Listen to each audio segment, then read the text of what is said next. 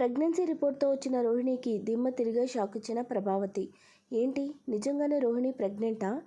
ప్రభావతి ఏం షాక్ ఇచ్చింది? ఇంట్లో వాళ్ళు ఇప్పుడు ఏం చేస్తారు? మనోజ్ ఎలా రియాక్ట్ అవుతాడు?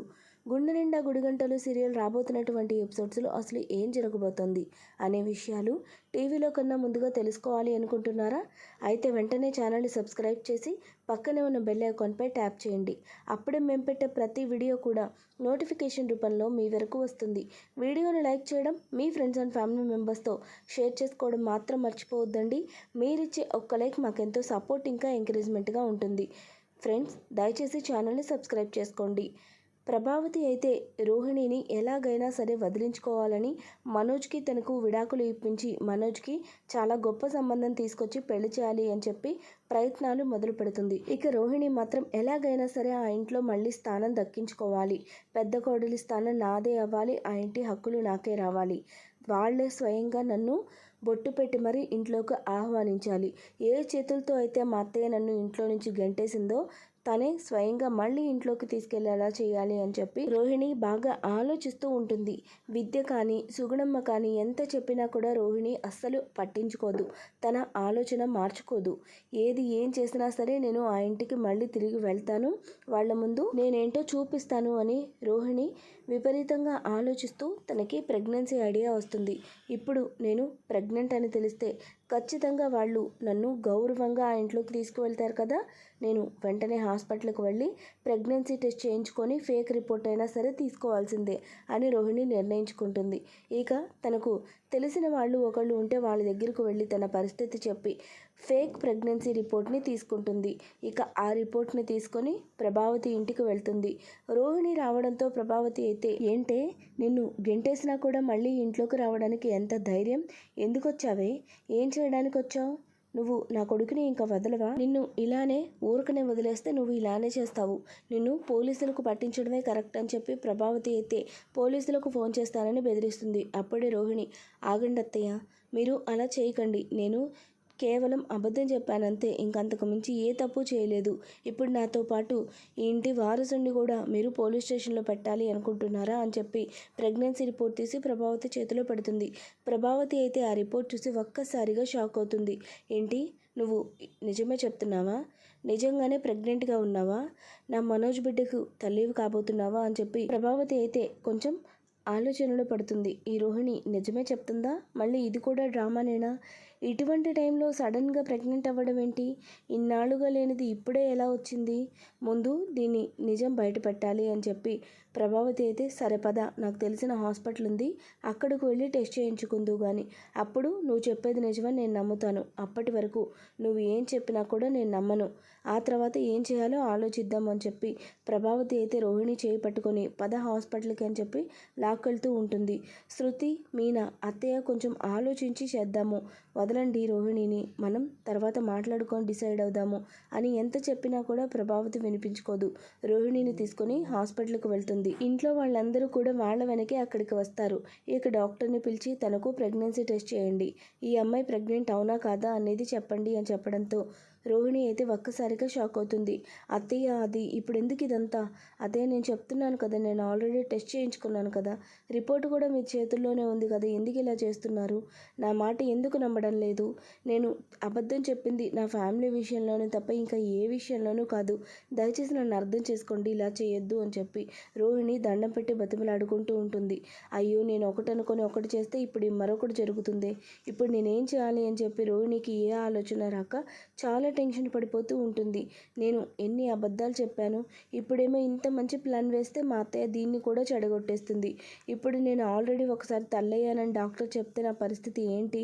ప్రెగ్నెంట్ కాదని తెలిసి, నేను ఆల్రెడీ ఒకసారి తల్లయ్యానని తెలిసి మా అత్తయ్య ఎలా రియాక్ట్ అవుతుంది? ఇక జీవితంలో నన్ను ఆ ఇంటి గడప తొక్కనిస్తుందా? నేను ఏదేదో అనుకున్నాను, ఏదేదో ఊహించుకున్నాను, ఇప్పుడు అంతా రివర్స్ అయ్యేలా ఉంది అని చెప్పి రోహిణి అయితే చాలా టెన్షన్ పడిపోతూ ఉంటుంది. ఇప్పుడు ఈ సమస్య నుంచి, ఈ గండం నుంచి ఎలా గట్టెక్కాలో అర్థం కాక రోహిణి చాలా కంగారు పడిపోతూ ఉంటుంది. రోహిణి కంగారు చూసిన మీనా శృతిలకు కూడా తను ఏదో తప్పు చేస్తుంది అని చెప్పి అర్థమవుతుంది. ఈ ప్రెగ్నెన్సీ రిపోర్ట్ కూడా ఫేక్ అని అర్థమవుతుంది. ఇక ప్రభావతి దగ్గరకు వచ్చి, అత్తయ్య మీరు ముందు మనం ఇంటికి వెళ్దాం పదండి, ఆ తర్వాత ఈ టెస్టులు ఇవన్నీ ఆలోచించవచ్చు. రోహిణి చెప్తుంది కదా తను ప్రెగ్నెంట్ అని, ఇప్పుడు మళ్ళీ టెస్టులు ఇవన్నీ ఎందుకు అత్తయ్య, దయచేసి పదండి అని చెప్పి మీనా శృతి ఇద్దరూ కూడా ప్రభావతిని తీసుకువెళ్ళడానికి ప్రయత్నిస్తారు. కానీ ప్రభావతి అస్సలు ఒప్పుకోదు. ఇక రోహిణి కూడా చాలా కోపంగా, మధ్యలో మీకేంటి, అత్తయ్య నాకు చెప్తుంది కదా టెస్ట్ చేయించుకోమని, నేను చేయించుకుంటాను అని అంటుంది. ఆ మాటలు విని వాళ్ళు కూడా ఒక్కసారిగా షాక్ అవుతారు. ఇప్పటిదాకా టెస్ట్లు అంటే వద్దు వద్దు అని ఎంత టెన్షన్ పడింది, ఎప్పుడేంటి సడన్గా చేయించుకుంటాను అంటుంది, అసలు ఏం చేస్తుంది రోహిణి అని చెప్పి శృతి మీనాలు ఇద్దరూ కూడా సరే నీ ఇష్టం అని చెప్పి ఓ పక్కన నుంచొని చూస్తూ ఉంటారు. ఇక డాక్టర్ దగ్గరికి ప్రభావతి రోహిణి ఇద్దరు వెళ్తారు. చూడండి, ఈ అమ్మాయికి త్వరగా టెస్ట్ చేసి తను తల్లి అవునా కాదా అనేది చెప్పండి, ప్రెగ్నెంట్గా ఉందా లేదా అనేది నాకు తెలియాలి అని చెప్పి చెప్పడంతో ఇక డాక్టర్ కూడా రోహిణిని బెడ్ మీద పడుకోబెట్టి టెస్టులు చేస్తుంది. ఈ అమ్మాయికి ప్రెగ్నెన్సీ రావడం కొంచెం కష్టమని ఆల్రెడీ చెప్పాం కదా, అంతకుముందు తను తల్లైనప్పుడు తనకు డెలివరీలో కొన్ని కాంప్లికేషన్స్ వచ్చాయి. ఆ తర్వాత తను కన్సీవ్ అవ్వడం చాలా కష్టమని కూడా చెప్పాము. ఇప్పుడేమో మీరు ప్రెగ్నెంట్ అని చెప్తున్నారు, అదెలా పాసిబుల్, తను అసలు ప్రెగ్నెంట్గానే లేదే అని డాక్టర్ చెప్పడంతో ప్రభావతి అయితే ఒక్కసారిగా షాక్ అవుతుంది. ఏంటి డాక్టర్ మీరు చెప్పేది, అంతకుముందు తల్లి అవ్వడం ఏంటి, తనకు ఆల్రెడీ ఒకసారి ప్రెగ్నెన్సీ వచ్చిందా, ఎంతకాలం అయింది అని చెప్పి అడుగుతూ ఉండగా డాక్టర్ చాలా ఏళ్ళయింది, తను ఒకసారి ప్రెగ్నెంట్ అయి డెలివరీ కూడా అయింది, తనకు ఒక బాబు కూడా ఉన్నాడు కదా, మీకు ఈ విషయాలు ఏమీ తెలీదా అని చెప్పి డాక్టర్ అడగడంతో ప్రభావతి అయితే ఏంటి తనకి ఆల్రెడీ ఒక బిడ్డ ఉన్నాడా, మీరు ఎవరి గురించి చెప్తున్నారు, మీరు ఏమైనా పొరబడ్డారా అని చెప్పి ప్రభావతి అయితే షాకింగ్గా డాక్టర్ని అడగడంతో డాక్టర్ మాత్రం చాలా ఖచ్చితంగా ఈ అమ్మాయి పేరు రోహిణియే కదా, తను ఆల్రెడీ ఇంతకుముందే నా దగ్గర ఒకసారి టెస్ట్ చేయించుకోవడానికి వచ్చింది, అప్పుడు కూడా తనకి ఆల్రెడీ చెప్పాను కదా తన పరిస్థితి గురించి, తను కన్సీవ్ అవ్వడం చాలా కష్టమని, కొన్ని రకాల మెడికేషన్స్ వాడాలి, ట్రీట్మెంట్ తీసుకోవాలి అని, ఇప్పుడు సడన్గా ప్రెగ్నెంట్ అంటే ఏంటా అని చెప్పి నేను చెక్ చేశాక నాకు గుర్తొచ్చింది అని చెప్పి డాక్టర్ చెప్పడంతో ప్రభావతి అయితే ఒక్కసారిగా షాకింగ్తో అక్కడి నుంచి బయటకు వెళ్తుంది. తన వెనకాలే వచ్చిన రోహిణి ప్రభావతి వంక భయంగా చూస్తూ, అది అత్తయ్య, డాక్టరు ఏదో పొరపాటు పడినట్టున్నారు, దయచేసి తన మాటలు తప్పుగా అర్థం చేసుకోకండి, నాకు అంతకుముందేం ప్రెగ్నెన్సీ రాలేదు, ఎటువంటి బిడ్డ లేడు, నాకు ఇదే ఫస్ట్ ప్రెగ్నెన్సీ, తను ఏదో తప్పుగా చెప్తుంది, ఆ డాక్టర్కి అసలు ఎక్స్పీరియన్సే లేదు, మన డాక్టర్ దగ్గరికి వెళ్దాం పదండి, తనైతే చాలా కరెక్ట్గా చెప్తుంది అని చెప్పి రోహిణి అంటూ ఉండగా ప్రభావతి రోహిణి చంప పగలగొట్టి, ఇంకెన్ని నాటకాలు ఆడతావు, ఇంకెంత మోసం చేస్తావు, ఆల్రెడీ ఒకసారి ప్రెగ్నెంట్ అయ్యి ఒక బిడ్డకు తల్లైన నువ్వు నా ఇంటి కోడలివి ఎలా అయ్యావు, నేను ఇంత గుడ్డిగా ఎలా మోసపోయాను, అసలు నీలాంటి దాన్ని ఊరికే వదలకూడదు, నేను వెంటనే పోలీసులకు ఫోన్ చేసి నిన్ను అరెస్ట్ చేయిస్తాను, నువ్వు చేసిన మోసాలన్నీ బయట పెడతాను అని చెప్పి ప్రభావతి అంటూ ఉండగా రోహిణి అక్కడి నుంచి కంగారు పడుతూ టెన్షన్గా అక్కడి నుంచి బయటకు వెళ్ళిపోతుంది. ఇక రోహిణి అలా వెళ్ళిపోవడంతో ప్రభావతి అయితే ఆగవే ఆగు అంటూ వెనకాల వెళ్తూ ఉండగా శృతి మీనా ఇద్దరు కూడా తనని ఆపేస్తారు.